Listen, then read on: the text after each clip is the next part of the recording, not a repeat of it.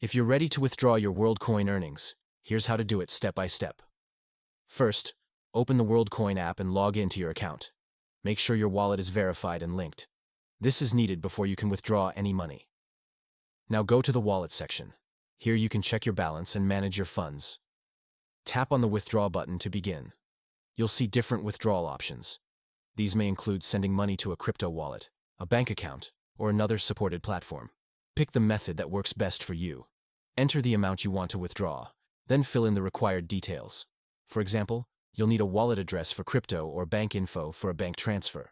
Make sure all the information is correct. Double-check your wallet address or bank details. A small mistake can delay your withdrawal. When everything looks good, tap Confirm to complete the process. Your money will be sent based on the method you selected. Some transfers are fast. Others might take more time. You'll get a notification once the transaction is processed. And that's it. Withdrawing money from the Worldcoin app is simple once your wallet is set up. If you have questions, leave a comment below. Don't forget to subscribe for more helpful tutorials.